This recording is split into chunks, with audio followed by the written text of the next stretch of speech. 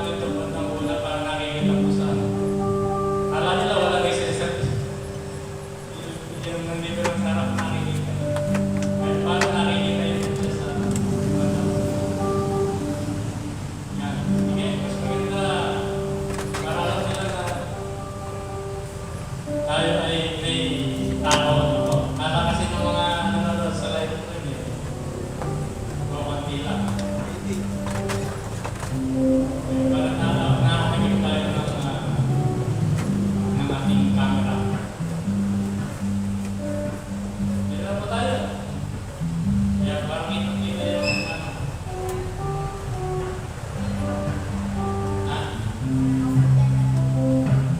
abot dito.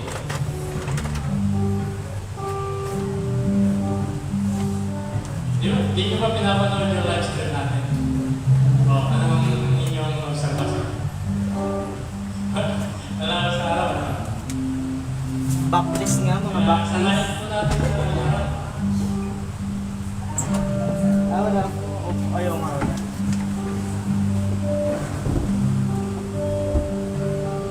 Sige, bawin po na po tayo. Gawin po natin ang 1, 3, 4. Matamis ang magtiwala kay Jesus. Isa nakikita lang yun, nagpapawin, akala walang kasama.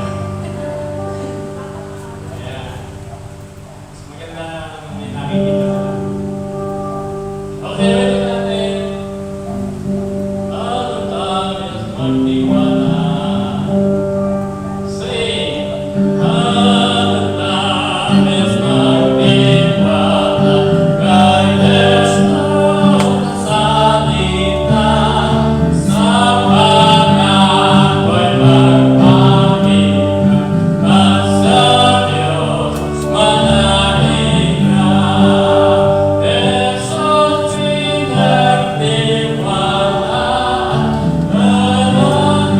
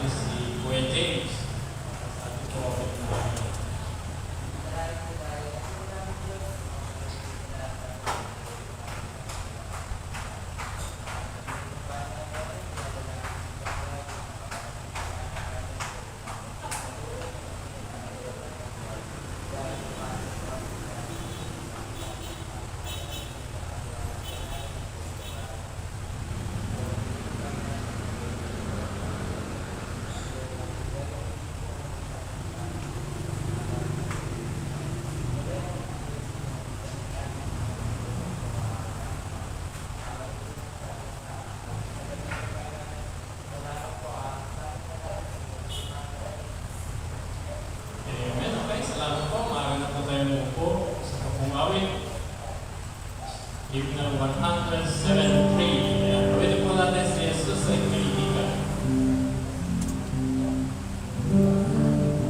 Si Jesus ay kaibigan.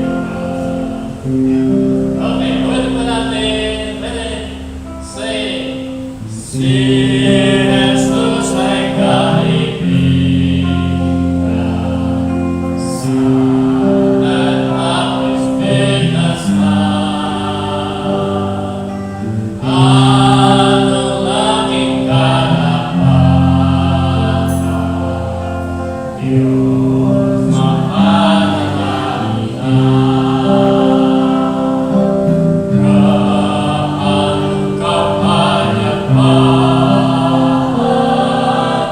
ang maligtaligtad. Dahil sa kinaligtad, Diyos ay manalangin. May pagsubok at lugsogan,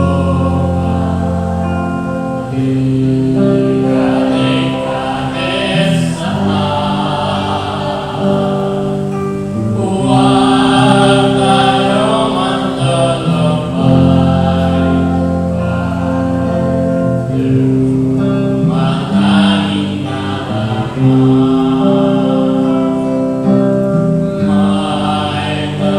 na may tapat pang kaibigan, katimol sa lumbay. Ang aking kahiyan, Jesus ang kahiyan. Mahinat na bibigyan,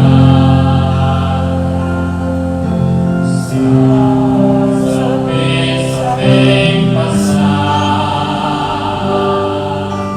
Si Jesus ating kalooban, siya ang nalangin. Di naman pag-iniwanan ng mga kaibigan.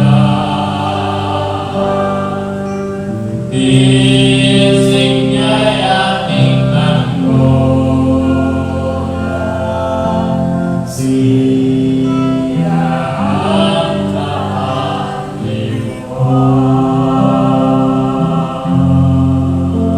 Amen. Amen. Maraming salamat sa ating awitan. Ayan, mas maganda po para sanayin na po natin ang sarili natin na dito po tayo sa bandang unahan para nakikita po tayo ng camera. Kasi pag tinapanood natin, para walang tao eh. Ano po? So, sanayin po natin na gawin yung mga bandang unahan po para nakikita po nila na hindi. Minsan na, parang ano lang yung nakatayo dito eh. Napapanood niyo ba? Tinitingnan niyo ba yung ating mga services natin? Siyempre, binabalik-balikan natin yan. So, nakikita niyo, parang walang laman, di ba? So make sure na every gawain natin ay lalo na pag prayer meeting. Talagang bakante yung nakikita nila niya sa ating live stream. Amen. So, ilang po sa ating announcement ngayon ay si Pastor ay nakakapagkaroon niyo. Mukhang maaga kayo. Salamat sa Panginoon at ang ating Pastor ay natanggalan natin ang galagoy kanyang catheter. At patuloy din natin sa kasama ng panalangin. Ngayon din po si Ate Meli, patuloy din natin sa panalangin. At papasalamat tayo, meron tayong kapatid natin atin na labi tatay niya. Sila dito for siya nakapunta. So dahil na natin at salamat ng Panginoon. At patuloy natin pag-pray mga gawain natin sa Sabado ay tuloy-tuloy na muli yung ating presentation ng Bible study at ang mga pagtuturo sa mga bata po. So, pray po natin sa Sunday. Last Sunday po ay ano na po tayo ng general, tuloy na yung ating general na Sunday School, yung ating Q&A. Siguro, tulungan kami ng Panginoon, makakasama na natin si Pastor ng Sunday po. Kaya pray natin po, matuloy ang mabilis na lakas na at makarecover na mag-fully ano na siya. Fully tawag ito na gumaling po. Dahil malapit na ang pasokan din po, kaya pray na natin yung ating mga estudyante. Kaya nagkahanda na para sa dating pasokan po. So, wala mo tayong masyadong okay. Di ba, meron ba tayo sa last Sunday? Nagkaroon na tayo joint, naroon na tayo joint dahil sa Manos. So, regular na rin tayo ng mga gawain sa hapon natin sa dating Sunday. Sige, wala na po tayo masyado announcement dahil yung ating talent test ay August pa. Siguro, may July ay baba na tayo ng practice niya. Kaya papay natin sa August pa naman yung ating talent test. At yun na rin ang araw ng ating lipat. August, malapit-lapit na po tayo. August, akala ko August 8 yata tayo. August 8. So, namanay na po natin mga sandali na dito na tayo. Malapit na po tayo lumipat ng ating temporary shelter yung Apigay. So yun lamang po at ngayon sa dali ito ay dapat po tayo sa ating testimony. Okay? Kung sino mo po nais na mag-testimony ngayon ay pagkakataon na po at share lamang po natin yung ating mga blessing po.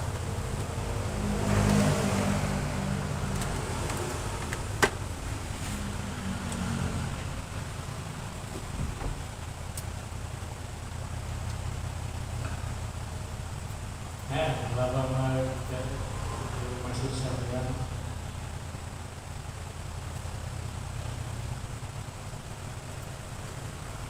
Napa tayo schedule ng gel,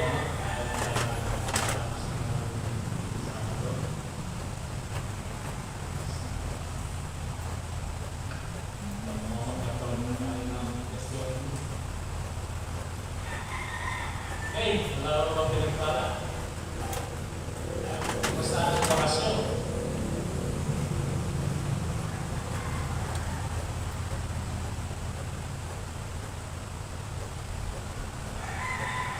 Basta gusto ko kayo nahihiya ka.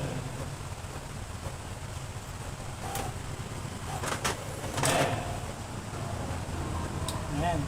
Okay. Okay, wala ako tatawag na po tayo.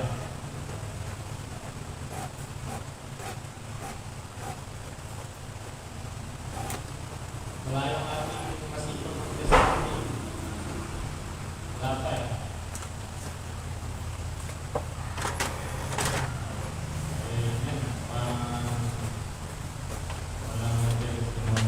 sige, kung wala po tayo lahat ay tumayo na o maaga-aga tayo makakauwi ngayon.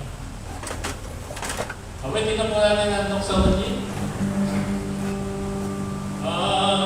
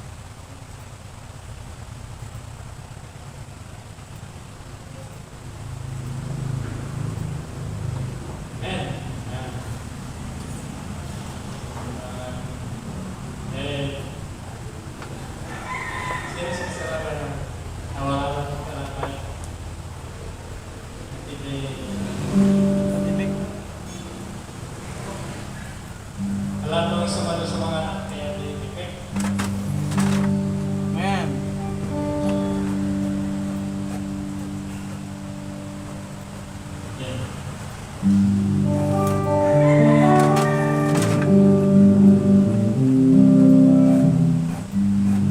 na po umalim ng lahat. Ano po? Awilin po natin ang 73. Siya'y totoong mahal ka. Mahal, mahal po si Jesus ang aking Hari. Okay, pwede po natin singing. Mahal po si Jesus ang aking Hari. Papupurihan ko bawat sandali. Siyang lunas ko sa pagkakamali. Pagkat siya'y mahal sa akin. Pagkat siya'y mahal sa akin. Pagkat siya'y mahal sa akin. Langit ko ito ang makilala siya. Pagkat siya'y mahal sa akin. Tagapagtanggol siya'y loob at naghihintan upang makapasok. Mahirari ang pinagkasinan ko. Pagkat siya'y mahal sa akin. Pagkat siya'y mahal sa akin. Pagkat siya'y mahal sa akin. Langit ko rito ang makilala siya. Pagkat siya'y mahal sa akin. Aking kaagyan kung ang biyaya.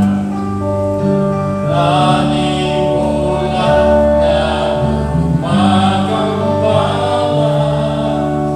Hindi niya'y namamalas o anong pagkat siya'y mahal sa akin. Pagkat siya'y mahal sa akin. Pagkat siya'y mahal sa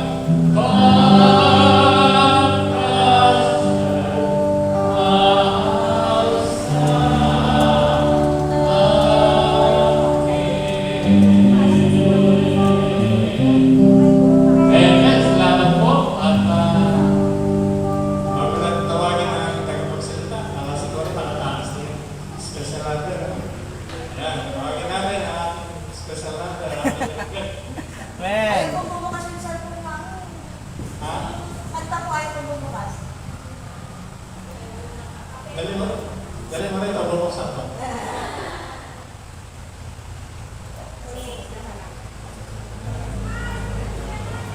Ayan. Ano? Ano bang title? Pagkaibigan mo tayo sa Sunday morning ka ano.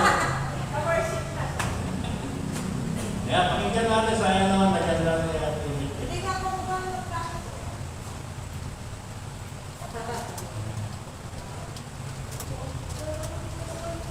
Ganda rin ang mga debate natin.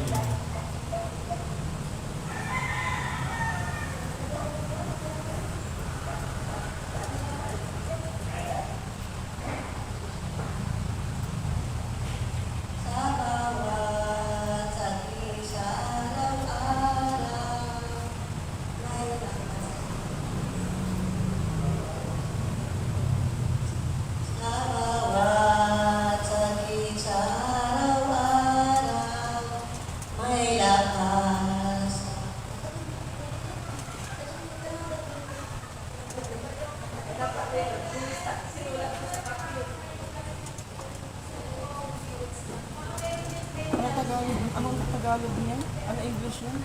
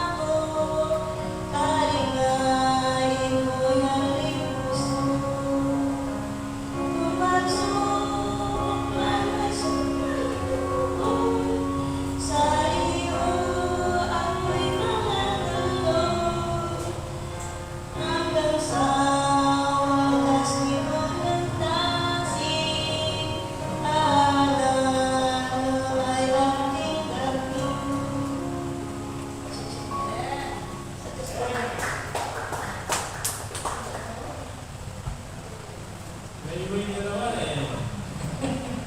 Ayan, salamat. Ngayon po nga namin ito mapawag si Ate Electric. Ngayon namin nagkasama dito. Sige, mawasin para po sa pagkain spiritual. Yung dala po natin ating mga puso. Yung mga tagal-tagal na pahinga ng ating mga picture. No? Kaya handang-handa po ito. Kaya tawagin po natin si Brother Andrew. Kaya picture Andrew. Para sa ating kapuso ngayon.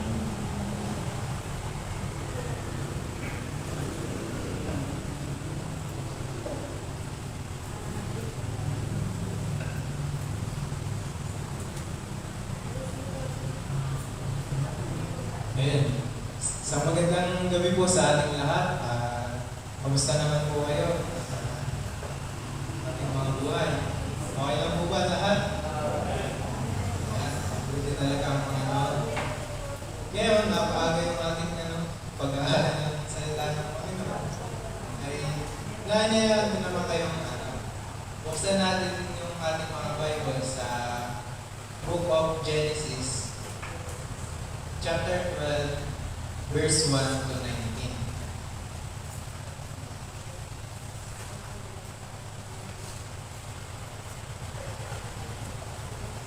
Okay.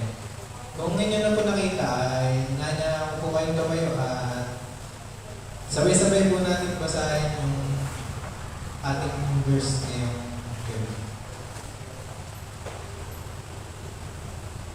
Then, sabi din, sabay-sabay po tayo, Genesis 12, verse 1. Now the Lord had said unto Abram, Get thee out of thy country, and from thy kindred, and from thy father's house, unto the land that I will show thee. And I will make of thee a great nation, and I will bless thee, and make thy name great, and thou shalt be blessed. And I will bless them that bless thee, and curse him that curseth thee, and in thee shall all families of the earth be blessed.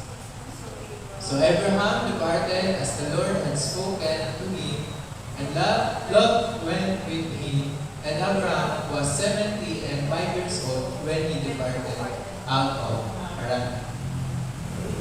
And Abraham took Sarai his wife, and Lot his brother's sons, and all their substance that they had gathered, and the souls that they had gotten in Haran, and they went forth to go into the land of Canaan, and into the land of Canaan they came.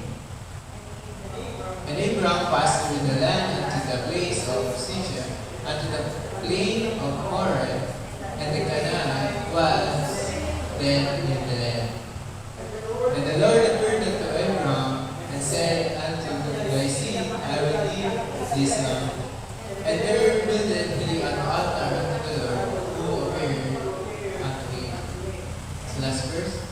And he removed from thence unto the mountain on the east of Bethlehem, and pitched his tent, having Bethel on west, and Ai on the east. And there they builded an altar unto the Lord, and called upon the name of the Lord.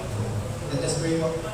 Lord, sa gabi nito, Panginoon, madalangin kami na mapayapa, Panginoon, na mag-aaral ng salita, Panginoon. Gawa yung salita ng power, Panginoon. Maintindihan ng bawat isa, makikinig, Panginoon, dito sa church, sa lives ng iyong Panginoon, Lord. Salita mo ay massive na maayos, Panginoon. And sa ngayon po, Panginoon, hindi kami knowledge para maintindihan ng maayos ng salita.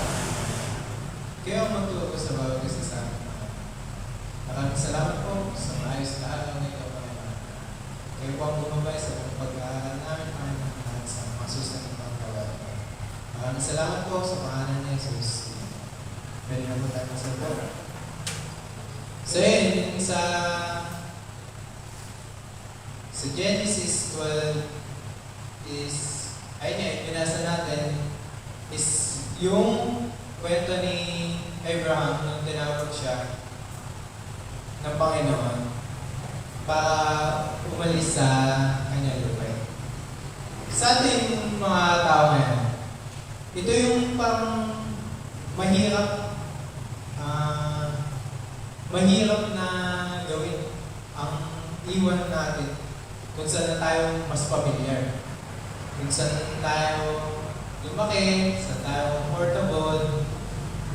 Yung nakalis na natin ay yung mga bagay na mahirap na iiwan natin. Tulad ng mga pamilyar na tao, family natin. Kunyari, mag-abroad, gano'n. Siyempre yung mahirap yun, isipin mo maiwalay ka sa family mo na nakasama na for almost, sabihin natin, mga 20 years. Kasi, ayun yung pinaka-lowest value na makapunta na ibang bansa. So sa 20 years na yun, parang yung familiarity natin sa family natin, yung attachment natin, parang ang hirap na umalis, di ba? Ganun din sa mga routines. Gaya kay Abraham. Doon na siya nabuhay, di ba? Actually, sinabi nga din sa verse natin na land of his father, di ba? Doon siya lumaki. Doon, kumbaga, yung tatay niya ba, nandun na sila. Kumbaga, doon na siya pinanganak, hometown, gano'n. Yung environments, like, gano'n, kunyari, dati di ba nasa, ano sila, Haran. Yung environment, hindi naman natin masasabi na kapagayas ng pinuntahan ni Abraham. Kasi, di ba nga, may ibang tao nakatira doon sa pupuntahan niya. Hindi kagaya ng environment niya, nandun pa lang siya. And ayun, isa sa mga mahirap na gawin ng isang tao is yung pag-iwan, pag-alis, o pag-alis sa kanyang mga nakakisnan, mga familiar na bagay para sa kanya. So sa ating mga Kristiyano ngayon, mga Kristiyano man o hindi, yung kumbaga ayaw, yung pamangkin muna kayo. Yung security, ano para sa inyo? Sagutin lang natin sa isip natin. Ano nga ba yung security para sa akin? Ayun, natin yung sa ating mali. Safe, seguridad. So dito, tayong mga tao, Kristiyano man o hindi, yung comfort is nagbibigay sa atin ng security. Kung saan na tayo lumaki, saan na tayo nag-use. Kumbaga, security, kumbaga na tawag. Ayun nga, yung comfort. Comfortable na ako sa lugar na to. Secured ako dito. Ayun yung mga thinking natin mga tao. But sometimes, si God, tinatawag niya tayo beyond our comfort zone. So we can experience His greater purpose. Ito yung exactly nangyari sa buhay ni Abraham. So ngayon, yung ating pag-aaral ay pinamaganda living what's familiar. So ngayon, yung ating pag-aaral is iikot sa ating tanong na comfort is security.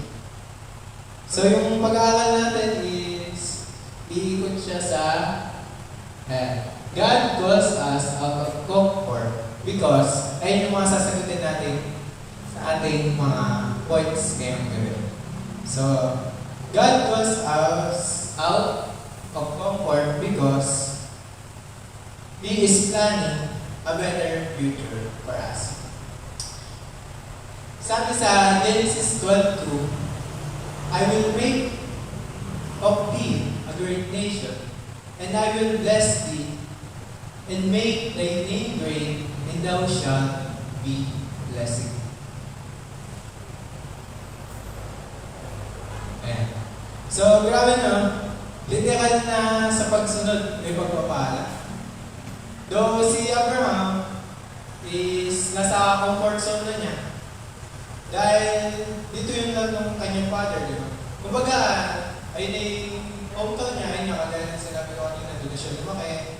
Pero bakit gusto pa siyang paalisin ng Lord sa lupa niya?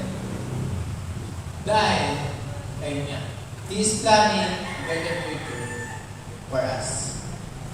At alam naman natin yung naging resulta ng kwento na ito, di ba? Yung kami naging resulta ng pagsunod ni Abraham. Pero sa mga nabanggit na pagpapala naman, may mas magpo-focus tayo doon sa verse. Dito sa verse 1, sabi doon, Now the Lord had said unto Abraham, Get thee out of thy country, and from thy kindred, and from thy father's house, unto a land that I will show thee. Focus tayo dun sa unto a land that I will show thee. Sabi, unto a land that I will show thee. Ngayon, alam ba ni Abraham kung saan siya pupunta? Di ba hindi? Wala siyang kasiguraduhan. Pero, binigyan siya ng promise ng Panginoon, di ba? Sa verse 2. Kasi nga, He's planning a better future for us. May faith sabi dito sa Hebrews 11:8. And sabi niyan, by faith Abraham, when he was called to go up into the place which he should after receive for an inheritance, obeyed. And he went up, not knowing whither he went. So even nun, comfortable ka na sa lugar na kinakatayuan mo, kinalakihan mo, doon na nakatira. Pero, papalisin ka ng Panginoon. Tapos, pupunta ka pa sa di mo alam. Di ba parang ang hirap ng isipin na comfortable ako dito, papaalisin ako. Tapos, hindi ko alam kung saan ako pupunta. Di ba? Pero, ano yung baon ni Abraham pag-alis na? Binaon niya yung trust, tsaka yung obedience niya sa Panginoon. Alam naman natin at nabanggit naman sa verse na 75 years old na siya noon. Siguro, mas malakas siya compared sa mga 75 years old ngayon dito sa ating panahon. Mas malakas sila kasi umabot pa sila ng almost 400, 600, diba? So kung bagay, 75 years old is maliit pa lang. So sabihin na natin, may lakas pa si Abraham, though matanda na siya. Pero sa tanda niya na yun, walang alinlangan na siya ay sumunod sa gusto ng Panginoon without direction. Meron nga di ba mga favorite line yung mga matatanda na yung kumbaga yung mapamulit na talaga yung kumbaga sabihin nila, dito na ako lumaki, dito na ako mamamatay. Yung kumbaga, dito na ako kasi nasa isang box na lang, hindi na nila kaya mag-step out, gano'n. Being complacent sa comfort zone nila. Pero, si Abraham, ginawa niya. Lumalis siya, sumunod siya sa Panginoon. Kasama yung asawa niya, pamangkin niya si Lot. And they did go out of their comfort zone because of the promise of a better future for them, especially kay Abraham. But for us Christians who have been persecuted and continuously na tayong GBC, SGBC, continuously na pinapalis sa bahay sa banan. Pero, alam natin, sa Romans 8:28, and we know that all things work together for good to them that love God, to them who are called according to His purpose. So tayo, Christians, na mahal yung Panginoon, is naniniwala lahat ng bagay na nangyayari na nagkakalaki-laki para sa kabubuti ng Yahweh. Just like Abraham, na pinalis ng Panginoon sa kanyang comfort zone para sa mabuting hangarin ng at lalo ng Diyos, ay ganoon din tayo sumunod at magtiwala sa ginawa ng Panginoon kay Abraham at sa gagawin pa lang ng Panginoon sa buhay natin. Di ba? Kasi nga, sabi sa verse 2 natin, di ba? Ang ganda nung ng verse 2 eh. And I will make of thee a great nation. I will bless thee and make thy name great, and thou shalt be a blessing. Grabe yung promise ng Panginoon kay Abraham. Kaya tayo din, mga Christians, when God calls up to umalis sa comfort zone natin, paunin din natin yung binawag ni Abraham. Yung trust and obedience na para sa mabuting ng ating at plano ng Diyos. Alam naman natin yung Jeremiah 29:11. Sabi diyan, for I know the thoughts that I think toward you, saith the Lord, thoughts of peace and not of evil, to give you an expected. Di ba nga, ang Diyos ay all-knowing? Dito sa Jeremiah 29:11, kumbaga, kinakomfort na tayo ng Panginoon.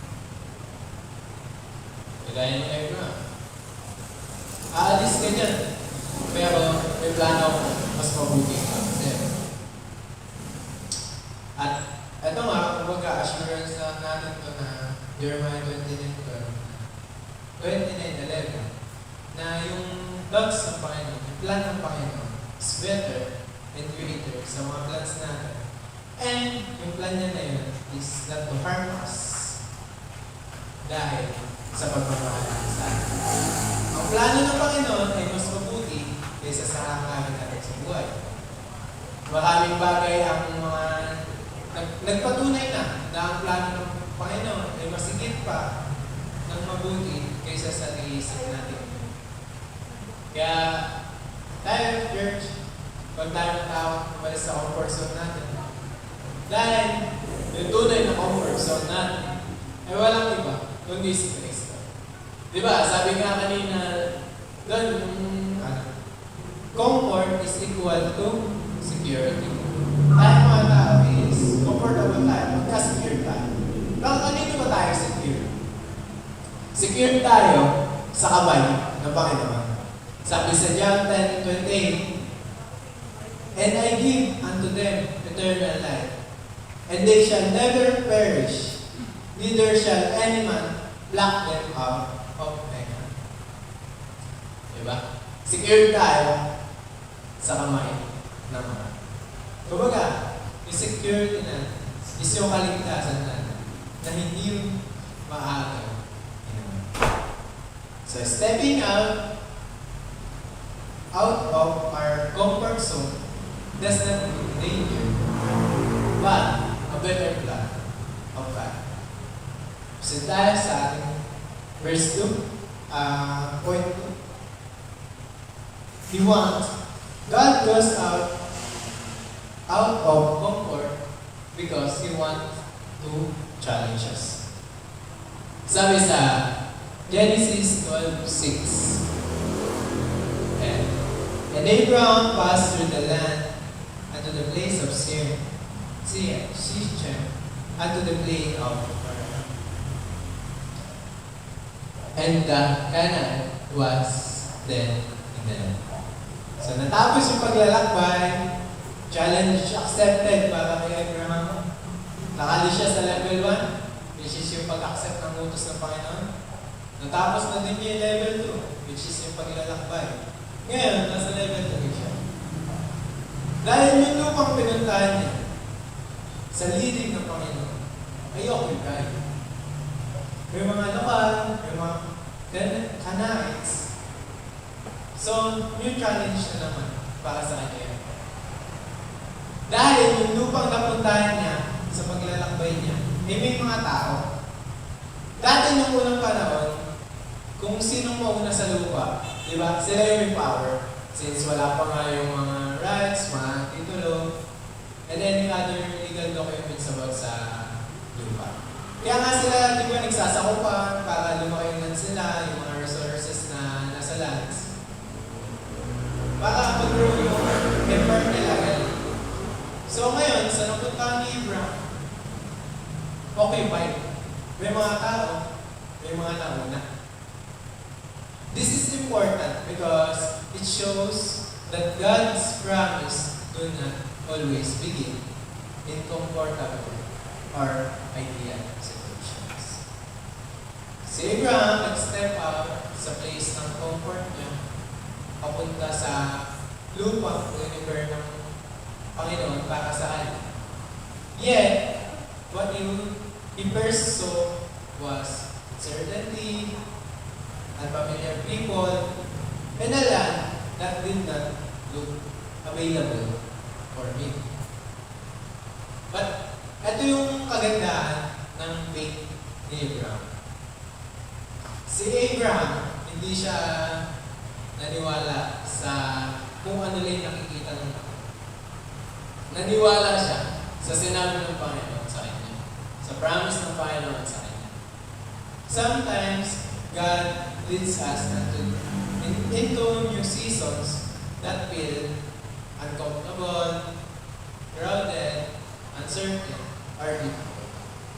We may expect immediate clarity. Kumbaga, nag-expect tayo sa Panginoon na kung nadatnan natin itong magulang, nag-expect tayo sa Panginoon na mabilis niya itong paayusin. Mabilis niya itong magiging payapa. Pero instead, we see challenges first. Nakikita natin, dadatnan natin yung lugar na yun. Doon tayo nandun. Isipin mo, pinalas ka ng Panginoon sa lumang comfortable ka. Tapos, papapuntahin ka sa tao. Sa lupa, may mga tao, people, na parang hindi ka welcome. Pero, hindi naman agad kasi nakuha agad ni Abraham yung lupa. God promised the land to Abraham in Genesis 12:7. But Abraham mostly lived it as a foreigner or traveler. Ayun nga yung sad sa kwento niya. Kasi, sabi mo, umalis ka na. Huwag ka sa inyo yung lupa. Umalis ka, lumipat ka ng lugar. Ngayon, paglipat mo, hindi ikaw yung may-ari. Hindi ikaw yung may authority. Kumbaga, ano ka lang, foreigner, traveler, ayun lang yung ano sa'yo, yung status mo sa lupa na yun. Pero sabi naman doon sa, ay, sinabi nga yun sa Hebrews 11:9. Hindi pala nalagay. Sabi doon, by faith, He made this home in the promised land like a stranger in a foreign country. Ngayon sabi sa Hebrews 11. Kasunod ng Hebrews 11. The land was occupied by Canaanites, and Abraham did not conquer it himself.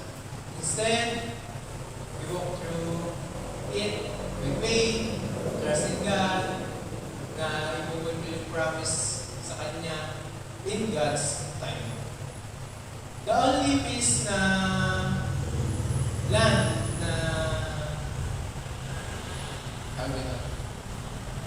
owned ni Abraham, na personally owned niya, is yung burial grave sa Macpela, which is yung binili niya na para ilibing si Sarah. Nasa Genesis 23. Ayun yung that small piece became symbolic because it showed Abraham still believe God's promise even before fully saying it. Kumbaga, travelers ka nga din, diba? Foreigner ka. Tapos yung pagmamahari mo lang lupa is yung living niya. So, yung complete fulfillment is nangyari pa sa generation and sa descendants ni Abraham, which is the Israelites. When God eventually brought them into Canaan under Joshua. So sa pagpunta niya doon, matagal na panahon, lumipas, lumipat din sa atin. Pero, please, nakuha nila yung lupa dahil sa pananampalataya at pagtitiwala na yung promise ng Panginoon is mapupul sa time na sinet ng Panginoon. So lastly, starting point number 3, God calls us out of comfort because He wants us to depend on His presence, not on places. Sinabi doon, Genesis 12:7-8. And the Lord appeared unto Abram and said unto him, See, I will give this land, and there will then be an altar unto the Lord who appeared unto him. And he removed from thence unto a mountain on the east of Bethel, and pitched his tent, having Bethel on the west and high on the east, and there he builded an altar unto the Lord, and called upon the name of the Lord. So, mapapansin natin na kahit hindi pa kay Abraham yung lupa, may mga Canaanites, walang permanenteng bahay, at hindi malinaw na future. Kaya unang ginawa pa ni Abraham, hindi magtayo ng bahay, kundi magtayo siya ng altar. So, tandaan natin, ang ginawa ni Abraham is, first, Before security, mas priority niya yung worship. Before yung possession sa lupa, surrender mo na siya sa Panginoon.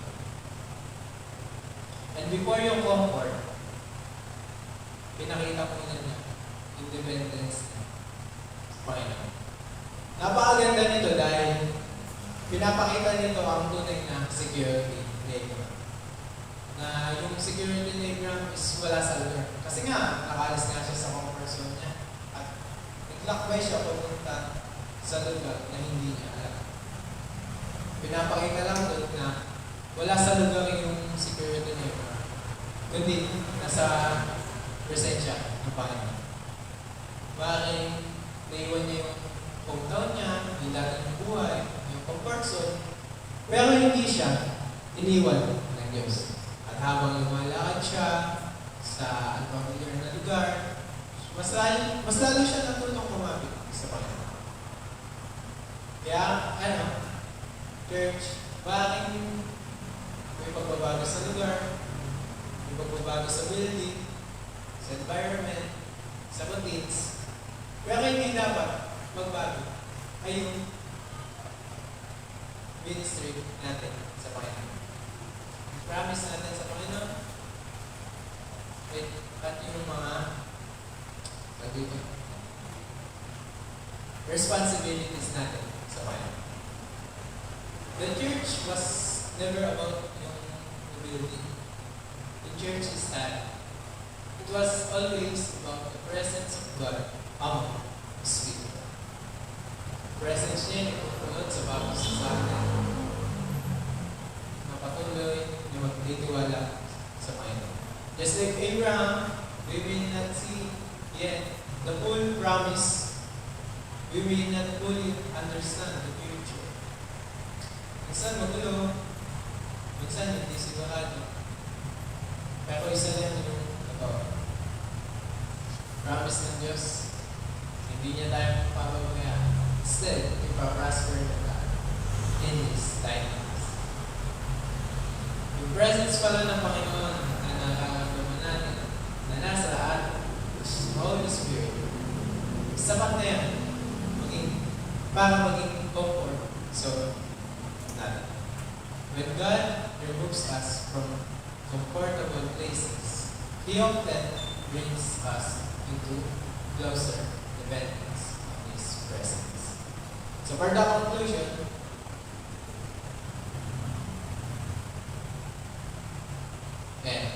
following God is not always comfortable, clear, or easy. When Abraham was called by God, he had to leave the place that was familiar to him, his homeland, his relatives, and the land he already knew. Yet, even without knowing every detail, Abraham obeyed because he trusted the one who called him.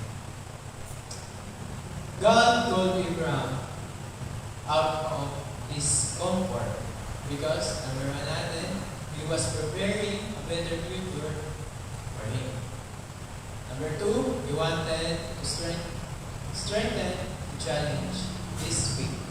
Lastly, he wanted Abraham to depend on his presence than on another places.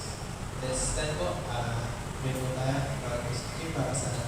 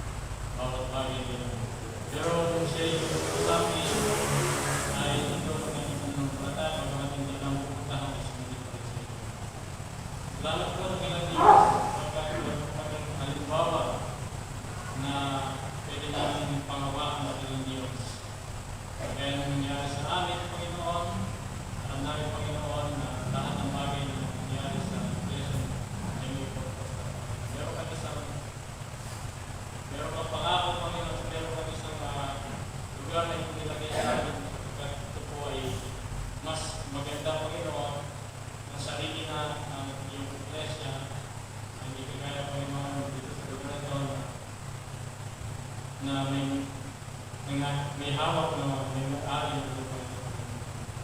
Salamat na pinagkatram namin lahat ng bagay ay may lalim ito. At ang iglesia mo, Panginoon, ay hindi ko kaya nandun yung mga challenge, nandun, Panginoon, na nakahawakan kami sa iyo. Kasi sa iyo ng lugar. Alam namin, Panginoon, bibigay mo ang isang mas maganda na gawa ng Panginoon at magsisipli, Panginoon, na ito para sa mga dalang ng Panginoon. Salamat po, Panginoon, sa mensahero na natin namin. Salamat po, Panginoon Diyos, sa iyong salita. Salamat sa iyong pangalan. Sa oras na ito, Panginoon Diyos, na hindi namin patuloy ang pagkasama sa amin po mga paglatok niyo sa aming Panginoon. Samahan mo po kami at may po magpatulubay sa bawat sa amin. Lahat ng aming dadalangin ngayon ay pinagtitiwala hinihingi namin Panginoon. At ito mga kapatiran namin yung mga Lord, samahan mo kami sa aming prayer. Parang kami kayo na po sa tuloy na sumulit na namin ang Panginoon. Muli po nila, maraming salamat sa mga Panginoon.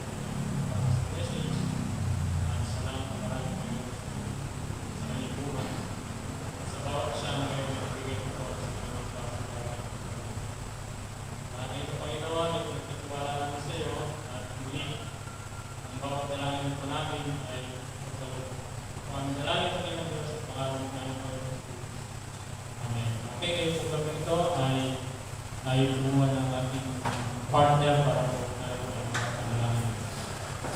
So, pray natin patuloy lahat ng may daman natin, si Pastor, si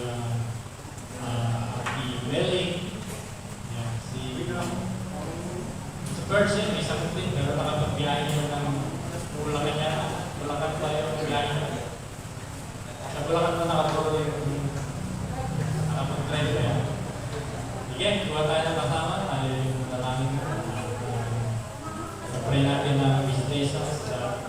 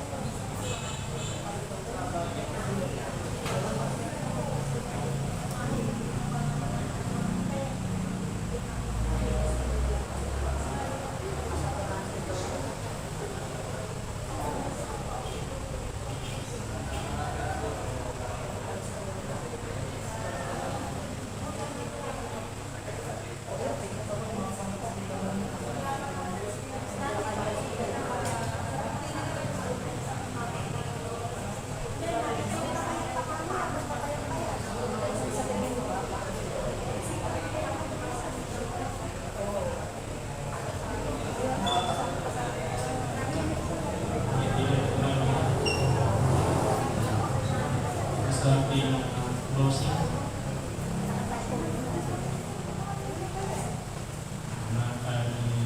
Dito, enjoy sa closing. Pero ulitin ko na natin yung salamat po Panginoon.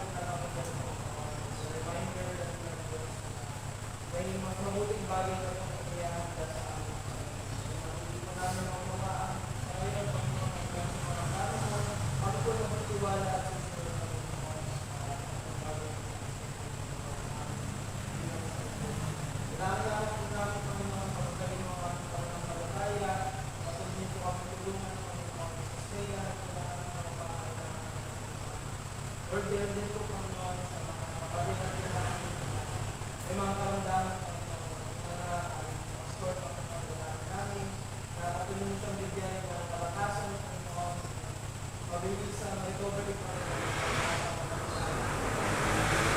hindi mga karamdaman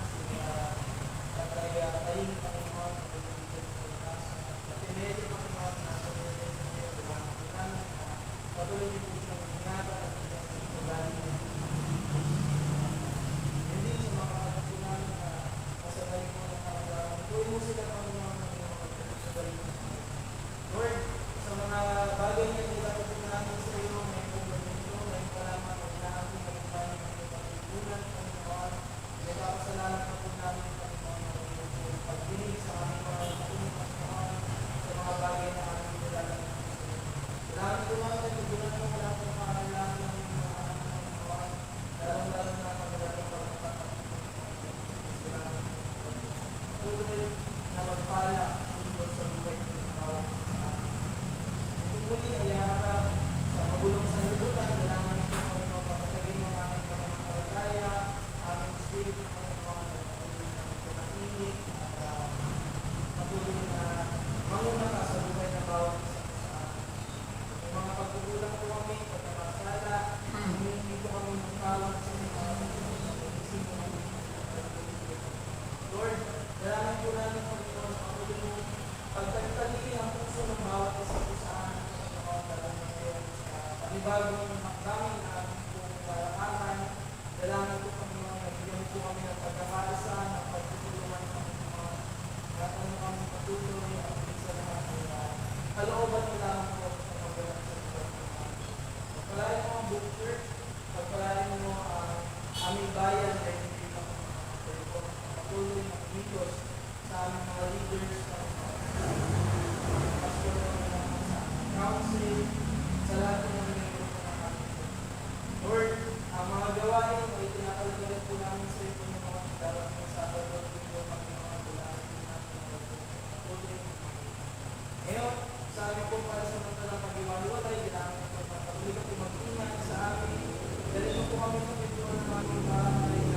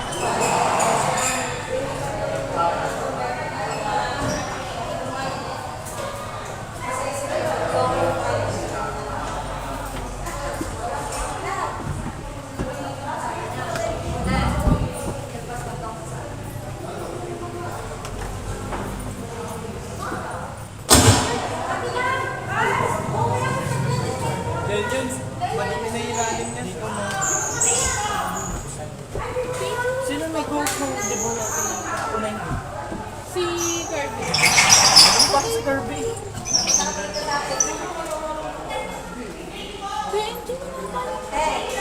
Yung mic ni Kuya Oli, sa ano?